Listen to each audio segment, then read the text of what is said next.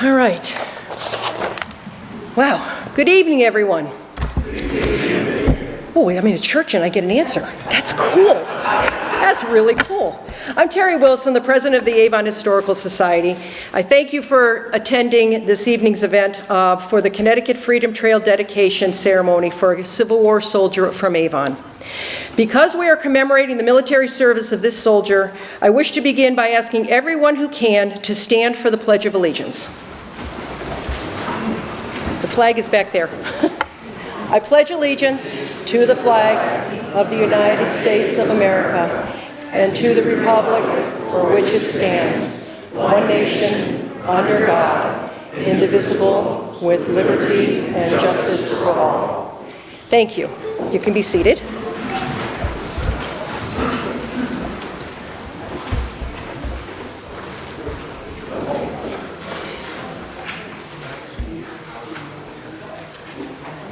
We're doing something to set the mood. We're taking you back in time to the era of the Civil War, 1861 to 1865.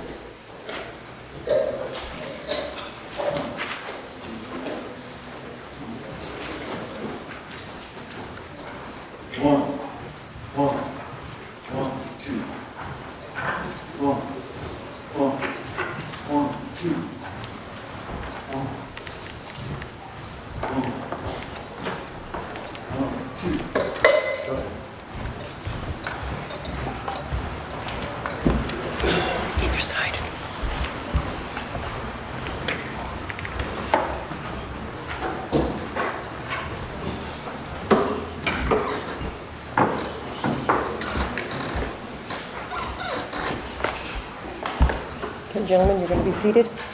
Okay. You could be seated. Thank you. Before I give my greetings, I wish to introduce two others who would like to say a few words. Pastor Chris Salamini from this Avon Congregational Church will lead us off. Pastor Chris?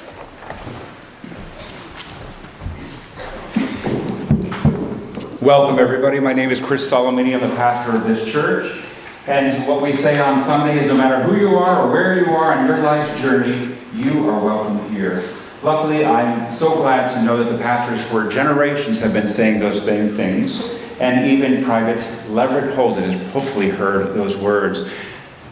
Some of the important things I need to tell you are that the restrooms are located back in this hallway. I always go there if you need it. So should you even any time during the program today, you can make your way through these doors, and if you just go left, you will find restrooms. And then following today's event at 7, there is a reception, and I see there's some really good little goodies from Dom's next door, and we're so appreciative. I'm sure you're going to hear a lot of words from a lot of folks, but a lot of people put many years and a lot of time into the program, so thank you for being a part of this.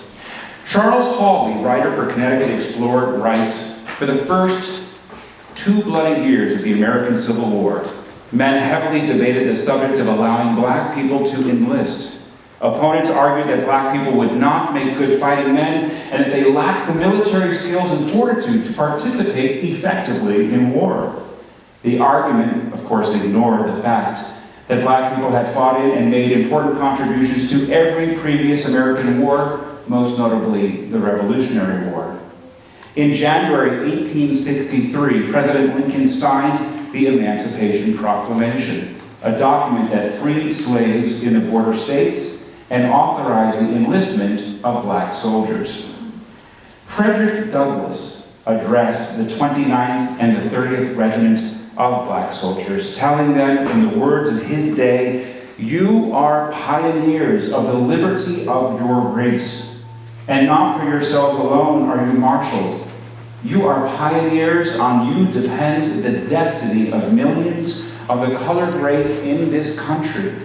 If you rise and flourish, we shall rise and flourish.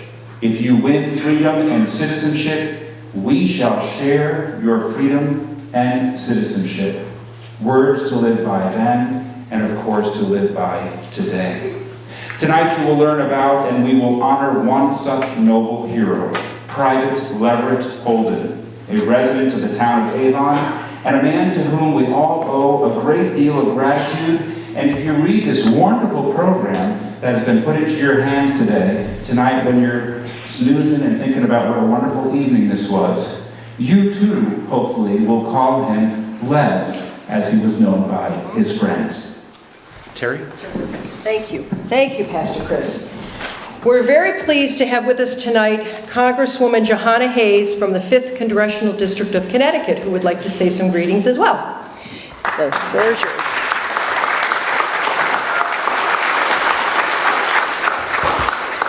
Thank you. It is a pleasure to be here with so many of you to celebrate this occasion. As you all know or may not know, that I am a history teacher by profession. And I mean, it's who I am, it's what I love to do. And one of the things that my students would always say to me is that history is boring.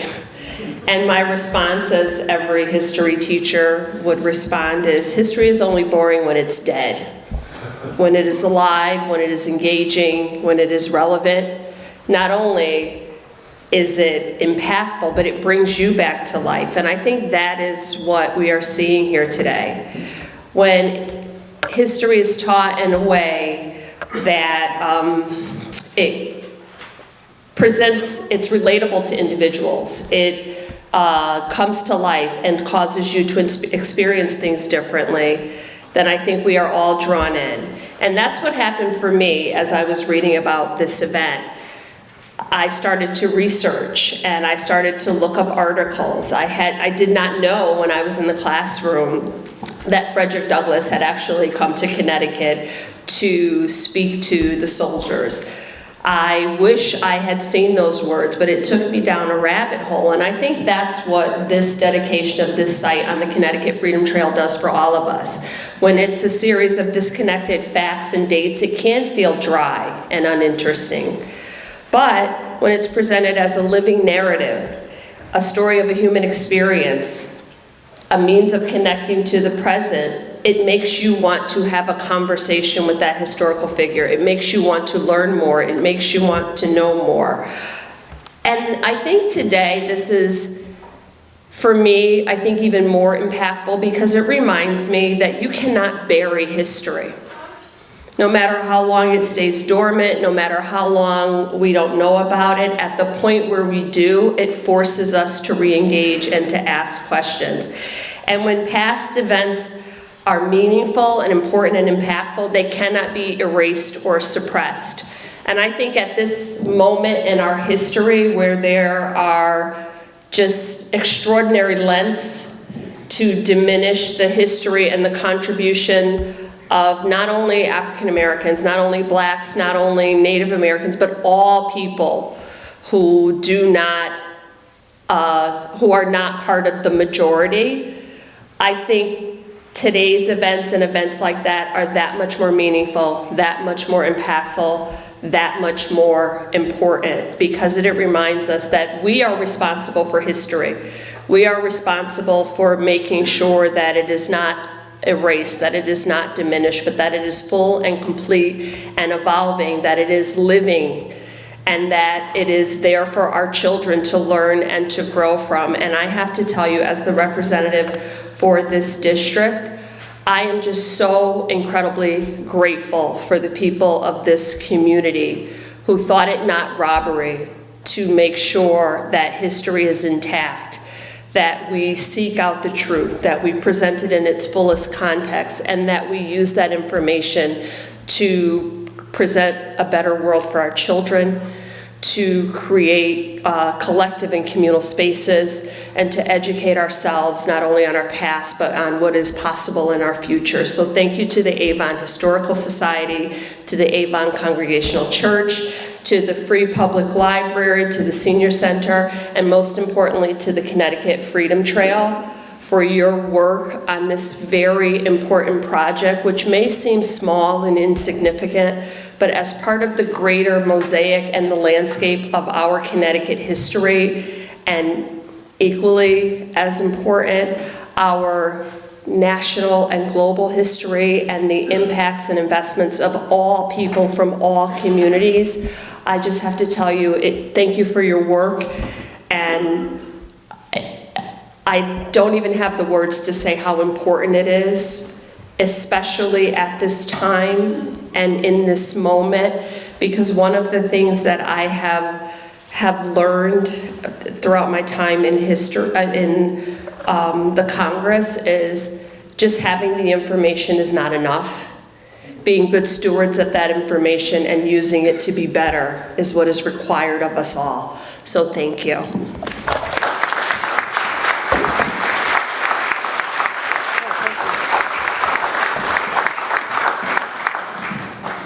Thank you, Congresswoman Hayes. That was wonderful. I need to recognize the gentleman who brought you all the speakers in. These are members of the 8th and 14th Connecticut Regiments. So we thank you very much for your service tonight in helping this along. And I'd also like to introduce Warren Barnett, who is a descendant of the Connecticut 29th. His ancestor is on this banner. And I need to let you know, too, that Warren is a key player in the last 14 years of my research on Leverett Holden.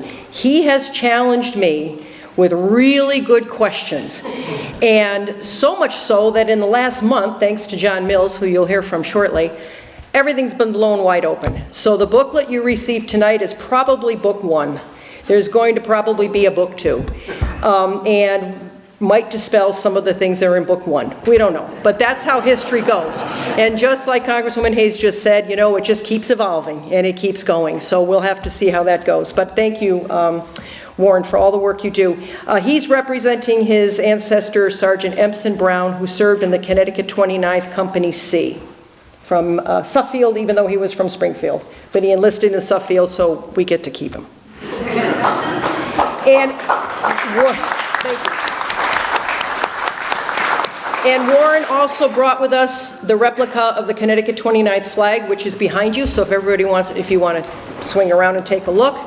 The original of that flag is in the Connecticut State Capitol. It was brought up from the cellar in 2014 during the commemoration of the Civil War that we all took part in. And we're very proud of that. So we are here to uplift the story of Private Leverett Holden, resident of Avon, who served in the Connecticut 29th Colored Infantry Regiment, Company D, in the United States Civil War, and formally dedicate his memorial stone in the cemetery behind us as the 164th site on the Connecticut Freedom Trail. He, like all the others listed on this wonderful banner here, there's 1,300 or so names on this banner, took an oath to serve this country at a time when black men had very little rights. Research into Private Holden began in 2011 when the Avon Historical Society partnered with the Avon Free Public Library in a 4-year commemoration of the Civil War. As we were writing grants for events, planning exhibits, doing book talks, I had a brief conversation with then director of the library who asked me a simple question. Did you know that there's a black Civil War soldier buried in Avon? She showed me a picture in a book of the stone you saw tonight. That simple question piqued my interest and changed my understanding of the United States Civil War. Page 3 of the booklet you have received tonight, the blue booklet, lists several people who have been very helpful in this process. A few are here tonight, and I wish to thank them publicly because of their support. You're welcome to stand or just wave so people know who you are. It has to start with history professor Matt Warschauer of Central Connecticut State University.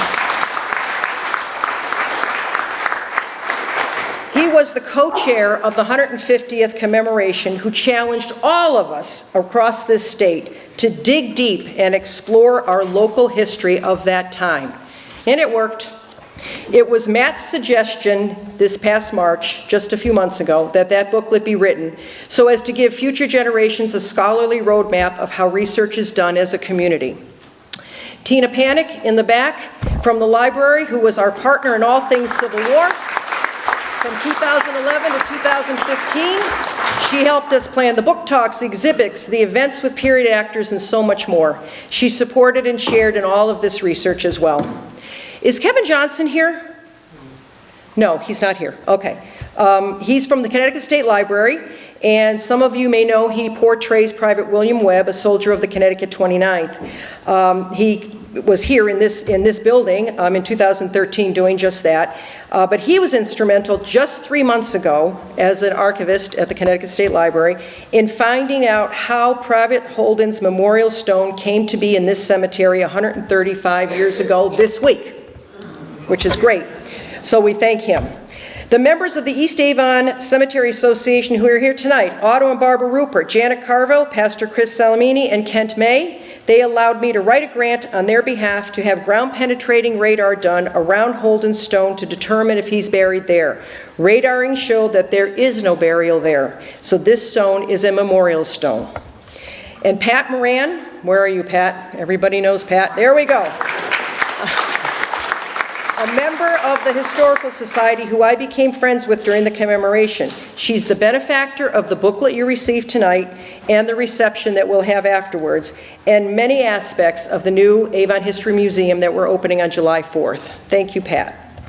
Nora Howard, up in the balcony, is the, who most of you know, is Avon's town historian and historian of this church. Her love of history and support of all things that the Society does has been incredibly helpful to me, especially over this past year as we started planning this event. Lastly, I need to thank the 8 people who privately donated to the plaque next to his stone. That plaque was created to educate the public on Private Holden and the service of the Connecticut 29th Regiment. So to tell us more, I invited 3 friends who I serve with on the Connecticut Freedom Trail Selection Committee, John Mills, Tammy Denise, and Andre Keat. John Mills is a force of nature. Anybody who knows him knows this, and you'll see why in a minute. He brings the unknown stories to life through the Alex Brienne Corporation. His wife, Erica, is his partner in life and work. I don't know where Erica is right now. Oh, she's in the back, okay. Please make sure to look at the flyer inserted in your booklet about an event John and Erica are doing in Simsbury on June 19th, which is Juneteenth, about a black family whose story has never been told. And guess what? Leverett is tied to that family with some of the new research that John and Erica found, which will be in that second book. I worked with Tammy Denise as a tour guide at a museum here in Connecticut before the pandemic shut down everything. 2 years later, I saw that she was the outreach director for the Connecticut Freedom Trail. I immediately knew I had to ask her how to put Private Holden's service on that trail as a freedom seeker. Andre Keat is a storyteller. He's also passionate about Black history and works with the Farmington Historical Society, giving summertime tours of the Freedom Trail sites in that town. And there was just an article in the Valley Life magazine this week about it and all the tours that he does, so please, I hope you'll take advantage of that this summer. I've heard that his Juneteenth presentations are stellar, and I'm looking forward to that tonight. So, I've talked enough. I know you know I do this well. So I'm going to turn this over to John, who will then pass it to Tammy, who will then pass it to Andre. So thank you very much again for being here. I appreciate it very much.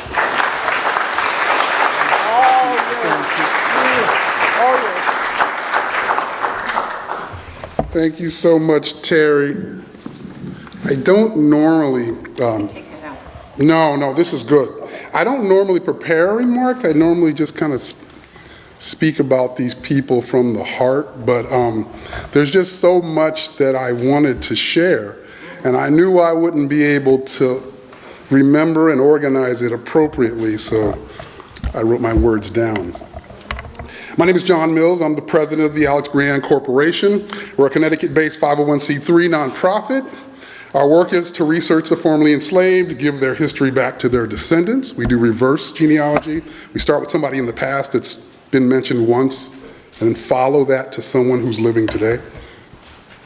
And then we attempt to inject their story into the communities where they lived, worked, or died. The purpose of that mission is to change the narrative of how we see the formerly enslaved, the unknown names, the people in the shadows. Regardless of whether our ancestors were rich or poor, owned land or worked the land, they mattered. Their ability to survive makes it so that I can stand here today speaking to you.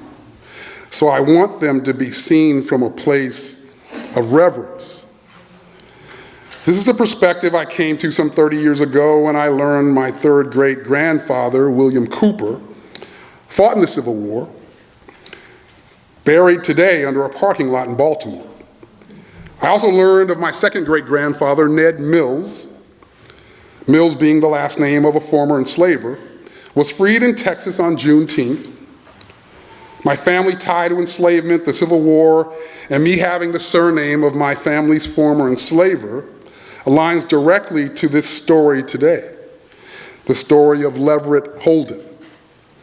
In the mid-1600s, an Englishman named Randall Holden migrated from Salisbury, England to America. He is one of the original founders of Portsmouth, Rhode Island. He also joined 11 others to purchase land from Native Americans, establishing the town of Warwick, Rhode Island in 1643. Many of his children and grandchildren owned enslaved people in Warwick. One of the enslaved individuals to this family was a black man named George. George was born around 1770 and freed around 1790. Enslaved with him and also freed was a man named Cato, who was one of the black governors in Warwick. Shortly after being freed, George decided to take his enslaver's surname, calling himself George Holden. Using that name, he moved to Ellington, Connecticut. In Ellington, George married Nancy Hill in 1794. They had 5 children. Their names were George Jr., who died at 11 months old, Asenath, George II, Phoebe, and Stephen. In 1812, George Holden's wife, Nancy, died. Shortly after, George moved his family to Vernon, Connecticut, where he married Sylvia Thomas around 1818. With Sylvia, George Holden had another 5 children. Their names were David, Henrietta, Oliver, and 2 boys who were possibly twins. Their names were Emmerich and Leverett, the man we honor today. With 9 older brothers and sisters, Leverett had a large family, some of his siblings more than 20 years older than him. In 1820, 5 years prior to Leverett's birth, his oldest sister, Asenath Holden, married a man named Peter Peterson and moved to Windsor, Connecticut. Leverett's parents decided to do the same, moving to Windsor prior to Leverett's 5th birthday. So Leverett was primarily raised in Windsor. Leverett's mother, Sylvia, was a well-documented member of First Congregational Church of Windsor. I imagine Leverett spent many Sundays there. Living nearby, and also part of the church, was Leverett's sister, Asenath, and her husband, Peter Peterson, as well as Leverett's sister, Phoebe, and her husband, Abraham Thompson. Being the baby of the family and over 20 years younger than his married sisters who lived nearby, I imagine Leverett as being well protected and immensely loved, maybe even spoiled a little. Sometime prior to Leverett's 15th birthday, his father, George Holden, died. Leverett and his mother must have moved in with family because they are not listed in the 1840 census. In 1850, Leverett's mother, Sylvia, can be found living in Hartford with Leverett's brother, Oliver, who was a hotel cook. Leverett is living in the Elijah Wadsworth house, also in Hartford. In 1860, Leverett's brother Oliver still lives in Hartford with his wife and children, but their mother, Sylvia, is no longer listed in the state census. It appears she may have passed away. Leverett is 35 years old and now living in Avon. In his household is a 35-year-old woman named Mary Holden, and 2 kids, Sarah Holden, 14 years old, and Mary Holden, 10 years old. It's not clear as to whether this is Leverett's wife and children, or if these are simply family members living with Leverett. But more research needs to be done here. With the start of the Civil War in 1861, many black people were eager to serve. Unfortunately, the Militia Act of 1792 made it clear that you must be white to serve in a state militia. Even though many joined white regiments, but because of the law, their service is undocumented, only known because of their own personal memoirs. For example, Private Isaac J. Hill, who later enlisted in the 29th Connecticut Colored Regiment, says in his 1867 memoir that he joined the 3rd Pennsylvania Cavalry in 1861. He says he was in the Battle of Falls Church, Virginia, and the Battle of Fairfax Courthouse. Another 29th Connecticut Colored Regiment soldier, Sergeant Alexander Newton, says in his 1910 memoir that he joined the 13th New York Regiment in 1861. Neither ever received credit for that service. A few years prior to 1857, the Dred Scott Supreme Court decision established that black people, whether enslaved or not, were not and could never be citizens of the United States. The impact of that is they could not legally be drafted into the war. That means when black people chose to enlist, they generally were truly volunteers. In need of more men, President Lincoln signed into law the new Militia Act of July 17, 1862, allowing black men to serve in any military service that they are found competent. This was used as the basis to begin creating colored regiments, one of which was the 1st South Carolina Infantry Regiment, organized in August 1862 under General Rufus Saxton. They were a regiment of all formerly enslaved black men that participated in raids and skirmishes as early as November 1862, liberating enslaved people and recruiting them into the Union Army. With the Emancipation Proclamation going into effect on January 1st, 1863, which more explicitly stated the roles black men could be assigned, many other states began creating colored regiments, but not Connecticut. The Connecticut legislature felt that black men were simply not as capable as white men. But 11 months later, in November of 1863, Connecticut was informed by the federal government that they were 1,748 men short of their assigned quota of recruits. The federal government threatened Connecticut with a penalty if they did not provide those men by January 5th, 1864. With no other option, the Connecticut legislature reluctantly approved the creation of the 29th Connecticut Colored Regiment on November 18th, 1863. A month later, on December 15th, 1863, Leverett Holden enlisted in New Haven. He was assigned to Company D. Also enlisting was Benjamin Holden, the grandson of Cato, who was enslaved with Leverett's father in Rhode Island. Benjamin would later be captured by the Confederacy, dying in Danville, Virginia, as a prisoner of war on November 17, 1864. In addition, Leverett's sister, Asenath, had 4 grandsons who also enlisted in the 29th.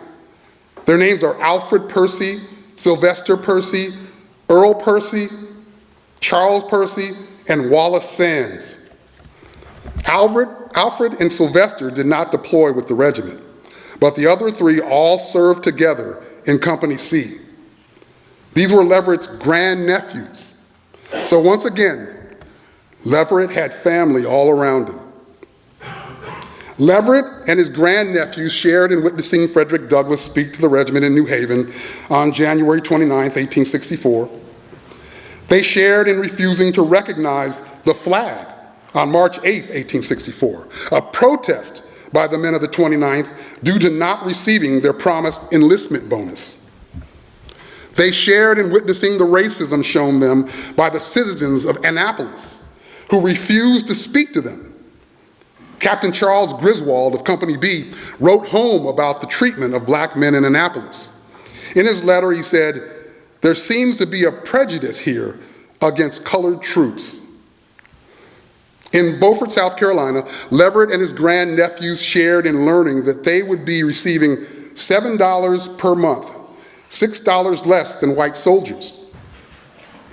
But on May 22nd, 1864, they shared in listening to General Rufus Saxton, who informed them that they would now be paid $13 per month, the same as white soldiers. General Saxton told them about how he raised a colored regiment 2 years prior, in 1862. If you recall, that was the 1st South Carolina Infantry Regiment that I mentioned earlier. General Saxton said to the men of the 29th, "Although your skins are dark, you have the same muscle as white men and the same courage to fight."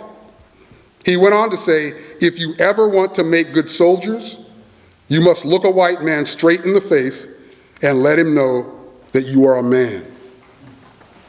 Leverett and his grandnephews would go on to fight in battles at Petersburg, Chapman's Farm, Richmond, Darbytown Road, and Kell House. They would share in being the first soldiers to enter Richmond, the burning capital of the Confederacy, on April 3rd, 1865.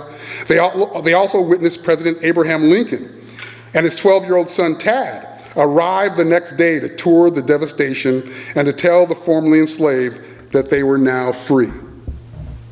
On November 11th, 1865, when the regiment docked in New Orleans on their journey back to Connecticut, Leverett and his grandnephews shared in marching through the principal streets of New Orleans. Celebrated as heroes, the regiment also stopped in New York on November 22nd, 1865. Leverett and his grandnephews shared in being paraded down Broadway in Manhattan, passing the famous St. Nicholas Hotel on their way to camp at Central Park. Celebrated once again as heroes. But while in Manhattan, Leverett and his grandnephews also shared in learning the sobering news that although they fought valiantly and were being celebrated in New Orleans and New York, the citizens of Connecticut had voted the month prior, on October 2nd, 1865, to not allow black men to vote. Connecticut was their next stop, so the regiment's feelings about coming back here were now not as joyous. Private Isaac J. Hill wrote, "The boys of the 29th were feeling somewhat indignant in reference to the treatment they received from their state, it not giving them their rights." Here in Connecticut, there was a concern that white Americans would not show up to celebrate black soldiers.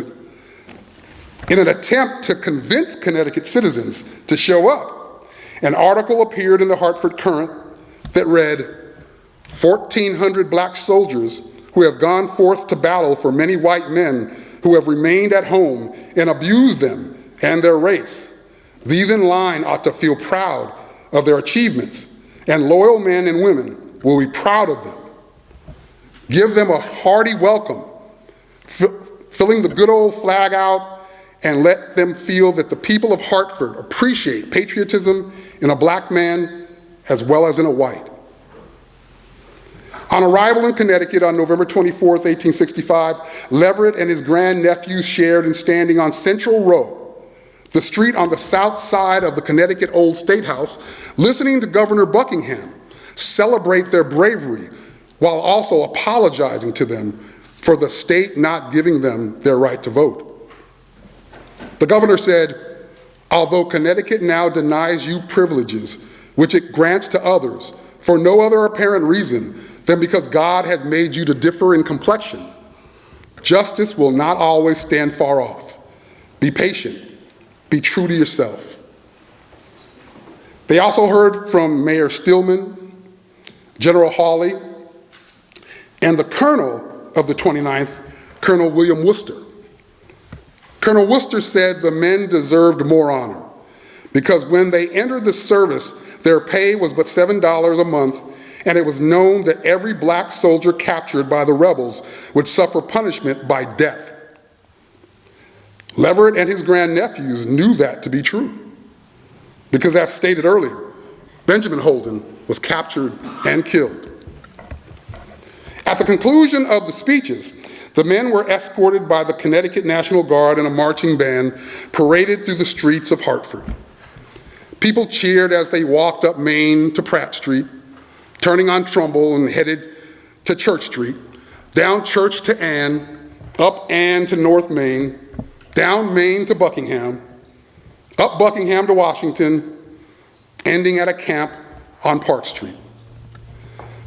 They were discharged the next day. In 1897, nearly 130 years ago, a monument was installed in Boston honoring Colonel Robert Gould Shaw and the 54th Massachusetts Colored Regiment. It was installed directly across the street from the Massachusetts State House and still stands today. Here in Connecticut, although, the men of the 29th Regiment and the overflow Connecticut 30th Colored Regiment endured racism, were approved to organize only due to federal quota pressure, were initially paid less than white soldiers, fought valiantly in the Richmond-Petersburg campaign, and learned of the state denying them the right to vote on return. There has never been any mention on or near the Connecticut Old State House, nor anywhere along the parade route, indicating they were ever there. Not even today. A monument exists in New Haven at Grapevine Point, now called Crisqualo Park, which is where the 29th and 30th were organized. But that monument is missing over 700 of the black men who enlisted and were organized there. Of the missing names are two of Leverett's grandnephews, Earl Percy and Charles Percy. It's also missing Isaac J. Hill, whose memoir is used across the country and was the basis for Alexander Newton's 1910 account of the experiences of the 29th. Ironically, the names of white officers are replicated on the Crisqualo Park monument for each time they promote it. Thus, the historic perception and ideals of value based in color, the very thing these black men were fighting against, is unwittingly perpetuated today on the walls of the monument's marble facade, as if we'd walked back in time. It's my hope that one day we correct this monument as well as the erasure of their story and presence at Connecticut's Old State House. We don't own the sins and biases of bias and erasure of the past. But once we know the conscious perpetuation of its effects becomes our sin. My wife Erica and I put all we had into an attempt to deepen Leverett's story, to help in defining the narrative. What we discovered is Leverett Holden's family story is broad and deep, full of people and places previously unknown. It includes enslavement, emancipation, migration, family, hard work, religion, service, and sacrifice. It has all the elements of injustice that preceded Juneteenth, the selflessness of character and strength of agency that brought us to Juneteenth, and the injustices that continued long after. That lone stone that stands just outside of this church bears only Leverett's name. But don't think of it as just a cenotaph for Leverett. It must stand in as the visual representation of a legacy of strength and agency of an entire family, representing the many people who love Leverett, yet have no stories or stones. But not only that, now that we know so much about Leverett's story, it becomes a stand-in for many black Americans whose history is unknown, the many souls who were never documented. As Martin Luther King Jr. once said, everything that we see is a shadow cast by that which we do not see. Well, that lone stone is a shadow cast by that which cannot be seen. God bless you.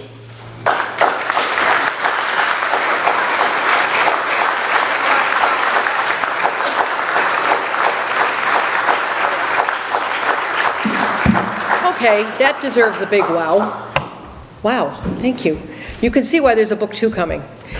Just to let you know, John and Erica spent quite a amount of time to find every single name of every single man who served in the 29th and then later 30th, which became the USCT 31st later. They're all on here that they could find, and it corrects what the monument in New Haven doesn't have.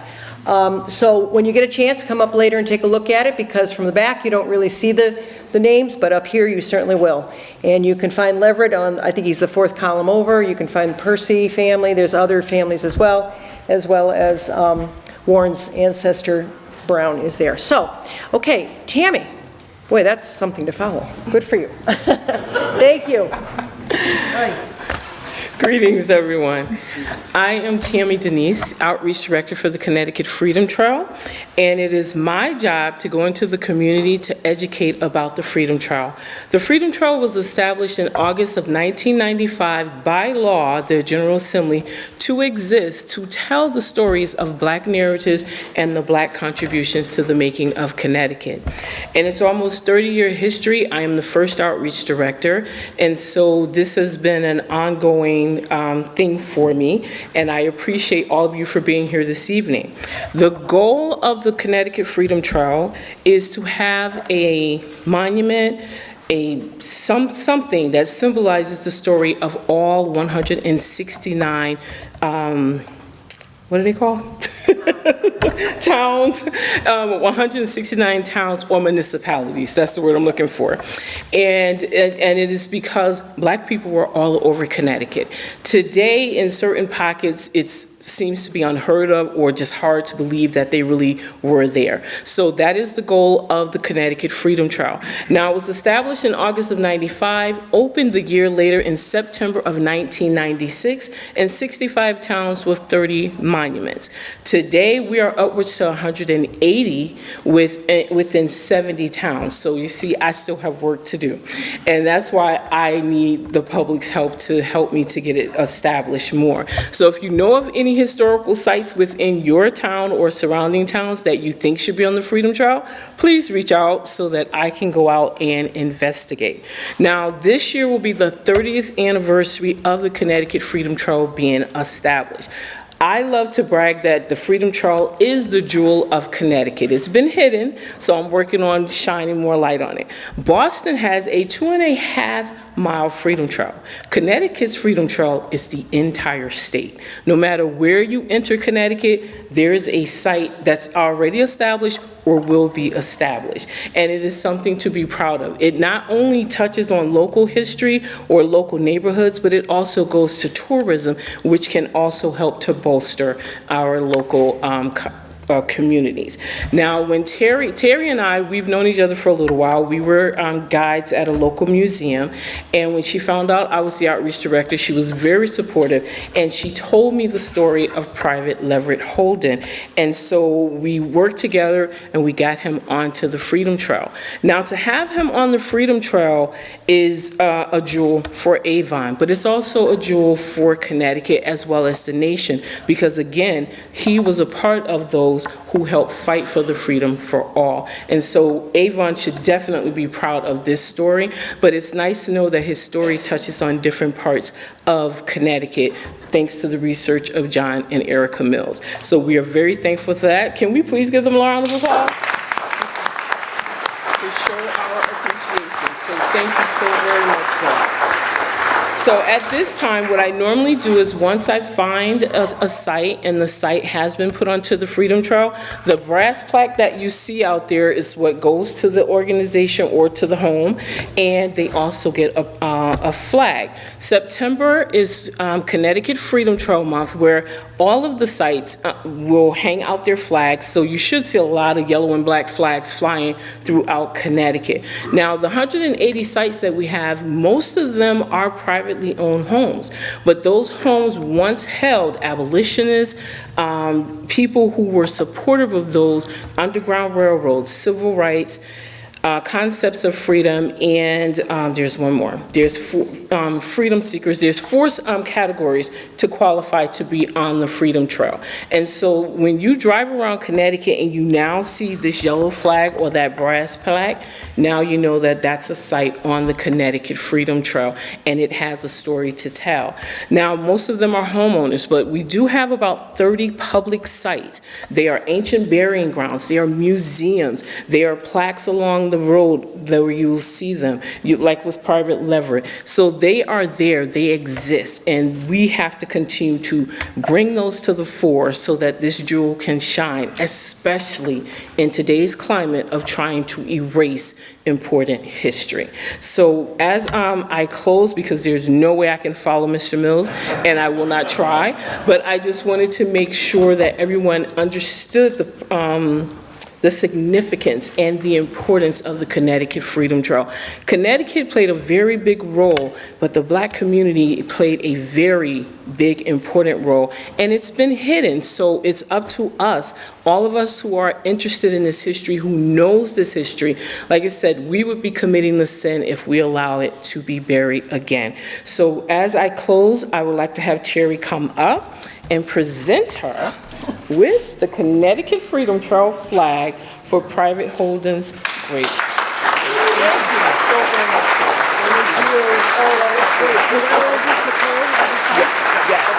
Now, in closing, what I would like to do is help you to understand the different sites that is on the Freedom Trail. Not only are there houses, there's public places. One such one is close by. It is the Farmington Historical Society that is a part of the Amistad. That was the other one, the Amistad. So it's the Amistad, Sites of Consciousness, Civil Rights, and the Underground Railroad. The Farmington Historical Society has a tour now where they will take you on 9 different stops, and you get to see history come to life with those 9 stops telling the Amistad story.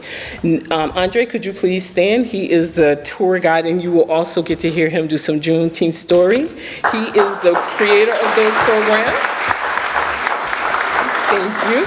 And then we have Miss Nicole Thomas. She's the site administrator for the Hempstead Houses, which also has an Amistad connection, but they have a great connection with the Underground Railroad. So Nicole, could you please stand? Thank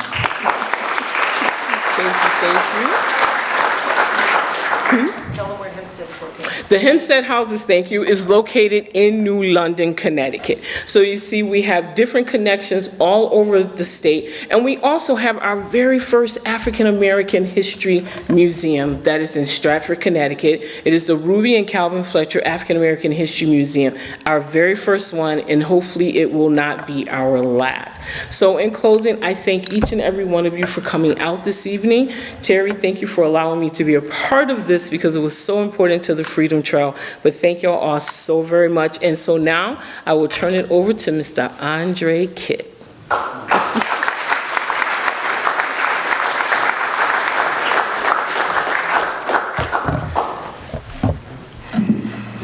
Taller than everybody else. So, People Magazine, the Amsterdam News, The Slave Narratives of Texas, edited by Tyler and Murphy, and my cousin, Angela Jennings of St. Kofa Traveling Museum, have informed my research and talk about Juneteenth and Black History tonight. And John, there's gonna be a place for you too. I love it. Well, June 19th is known as Freedom Day, Emancipation Day, Juneteenth, June 19th. It's a combination of those two, June and the 19th, forming Juneteenth. It was on that day in 1865 that Union soldiers led by Major General Gordon Granger made their way to Texas, where the last of the nation's slaves were held. He announced in Galveston that the Civil War had ended and they were finally free. President Abraham Lincoln's Emancipation Proclamation had become official more than 2.5 years earlier on January 1st, 1863. But Texas's slaves were the last to know. Lincoln's emancipation was issued as the country was in the throes of the Civil War, leaving few soldiers available to enforce the president's executive order. Southern slaveholders were not ready to release their property. However, with the surrender of Confederate General Robert E. Lee officially ending the war and the arrival of Granger's regiment, Texas was forced to finally free its slaves. But why did it take more than 2.5 years? There are 3 theories that have been handed down over the years. The most popular is that a messenger sent to deliver the news was murdered on his way to Texas. But why would a single messenger be sent to deliver such an important order? Order number 3. Another theory is that the news was deliberately withheld to maintain the workforce on Texas plantations. Still another story is that the federal troops purposefully sat on the news to allow plantation owners to harvest one last crop before enforcing Lincoln's executive order. Susan Merritt, a liberated woman who was interviewed shortly after her emancipation in Texas, said, "I heard about the freedom in September, and they were picking cotton. And a white man rode up to Massa's house on a big white horse, and the houseboy told Massa a man wanted to see him, and he hollered, 'All right, stranger.'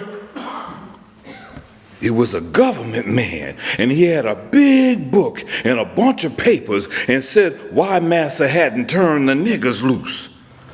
Massa said he was trying to get the crop out, and he told Massa to have the slaves in. Uncle Stephen blew the cow horn, which they used to call in to eat, and all the niggers came running 'cause the horn meant come to the big house, quick. That man read that paper telling us we were free, but Massa made us work several months after that. He said he got 20 acres land and a mule, that we would get that. But we didn't get it. Lots of niggers were killed after freedom, 'cause the slaves in Harrison County were turned loose right after freedom, and those in Rusk County weren't. But they heard about it and ran away to freedom in Harrison County, and their owners had them bushwhacked. Now you use your imagination to figure that out. They were shot down. You could see lots of niggers hanging to trees in Sabine Bottom right after freedom, 'cause they caught them swimming across the Sabine River and they shot them. There sure are gonna be lots of souls crying against them in judgment.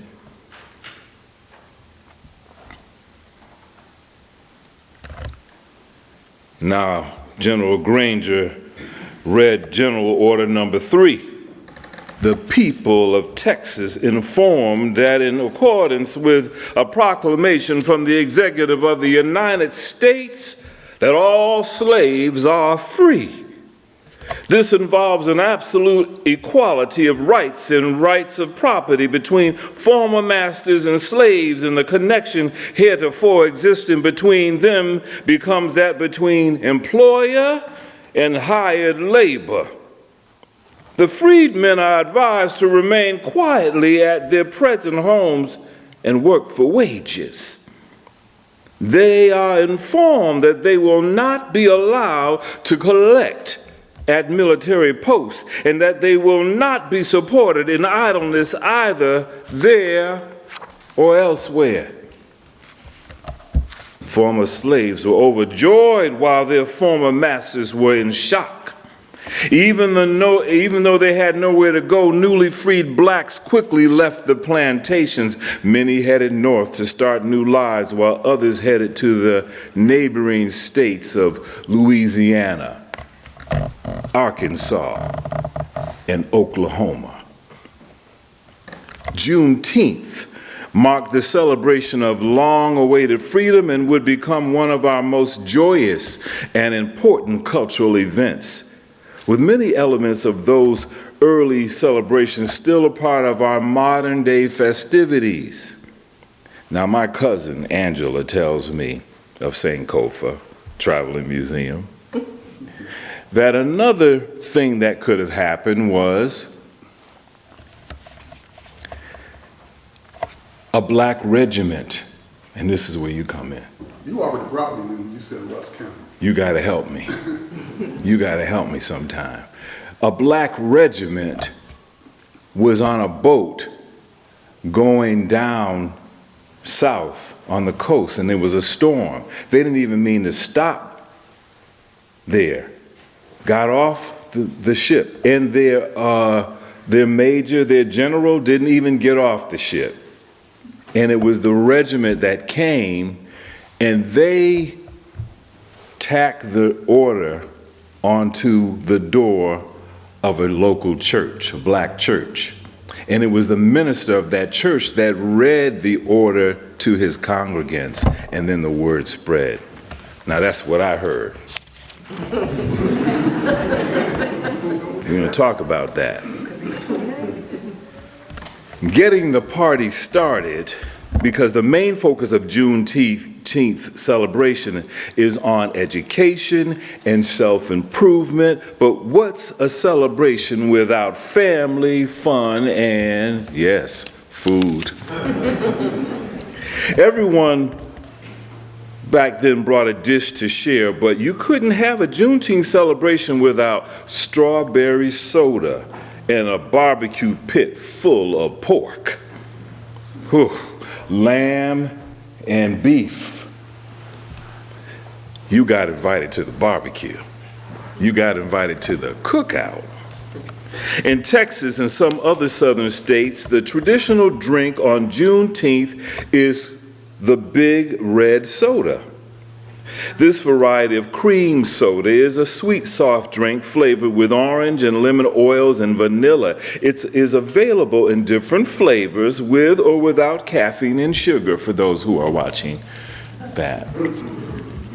Besides the chance to relax and catch up with friends and family, there were a host of activities to enjoy, like horseback riding and fishing.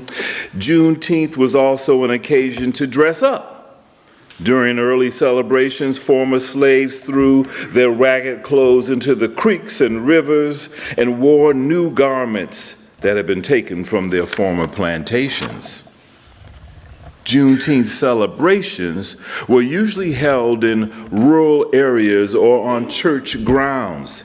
Eventually, as blacks became landowners, special areas were dedicated for their celebrations. One of the first land purchases for Juneteenth was organized by the Reverend Jack Yates. This former slave and pastor organized a fundraiser to purchase Emancipation Park in Houston, Texas. And in 1898, Booker T. Washington Park in Mexico, Texas, became an official Juneteenth celebration site, with some 20,000 people visiting in 1 week in one of the state's largest celebrations. Juneteenth remained popular and continued to thrive and grow, but by the early 1900s, there was a decline. Mostly due to economic and cultural changes. Hard times forced many blacks to head north to find work. Urban life made it hard to celebrate unless the date fell on a weekend. The importance of Granger's announcement on June 19th became buried even deeper when July 4th was established as the day of national independence. But Frederick Douglass had something to say about that. He said in his famous oratory speech, "What to the slave is the 4th of July?" It's not only a brilliant work of oratory, it speaks to our every frustration spurred by the gap between the ideals of the United States and the reality that we witness every single day. Sound familiar?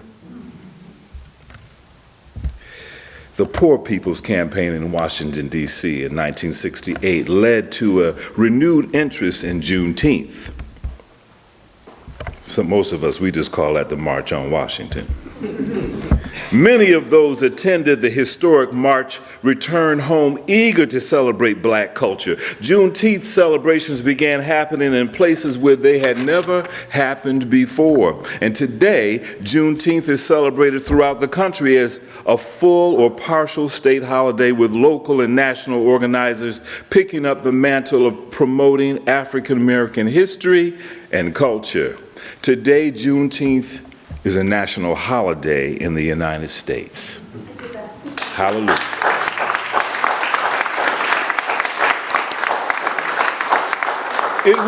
It was officially designated as a federal holiday by President Joe Biden in June of 2021. This means that it is a legal public holiday observed by the federal government, and many states have also adopted it as a state holiday as well. Now, when President Joe Biden officially made Juneteenth a federal holiday in 2021, there was one person in the audience for whom the moment was the culmination of a lifelong effort. They called her the grandmother of Juneteenth, Miss Opal Lee. Lee, who is from Fort Worth, Texas, sat in the front row as Biden signed the Juneteenth National Independence Day Act into law. She also received a standing ovation from the crowd at the behest of the president, who called her an incredible woman. "I got so many different feelings all gurgling up in here," Lee said, now about 98 years old. She told the CBS affiliate KTVT at the time, "I don't know what to call them all. I'm so delighted to know that suddenly we've got a Juneteenth. It's not a Texas thing or a Black thing, it is an American thing."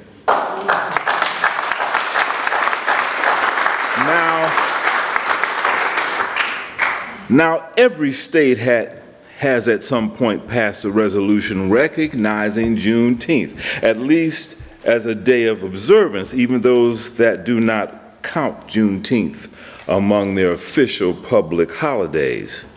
We wait a little bit. An observance is a day of awareness that isn't accompanied by a day off, but we wait a little bit, just like our weather. In fact, except for Texas, all states that currently recognize Juneteenth as a public holiday commemorated it as a day of observance, years before it became an official state holiday anyway. Florida, Oklahoma, Minnesota were the first states outside of Texas to commemorate Juneteenth as a day of observance in the 1990s. The flag, just pass out.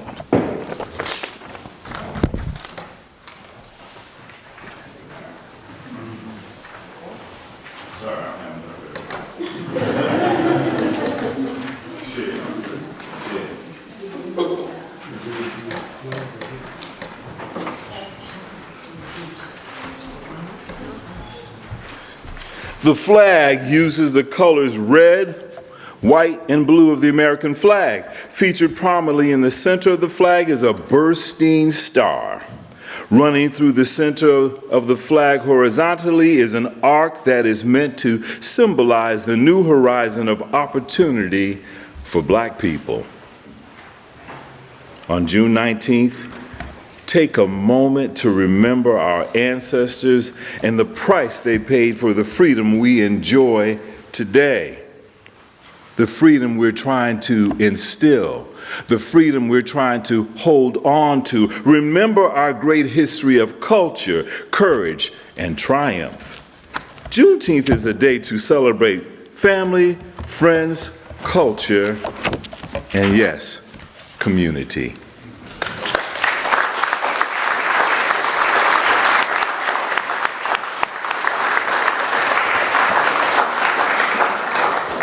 Thank you, Andre.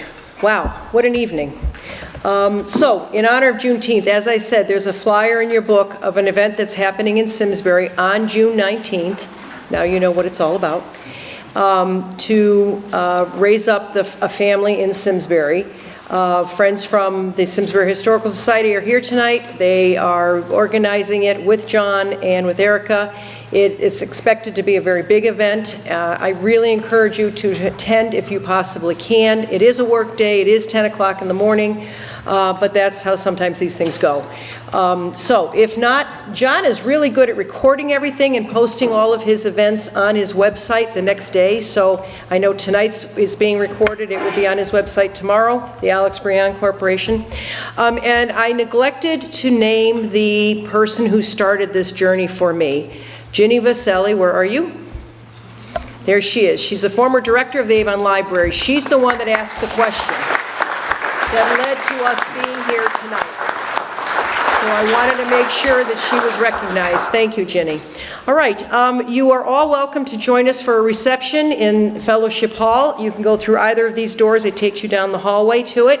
There's some goodies, and you're welcome to stay and chat with everybody and talk to our presenters and also our reenactors. Thank you all very much for coming. I truly appreciate it.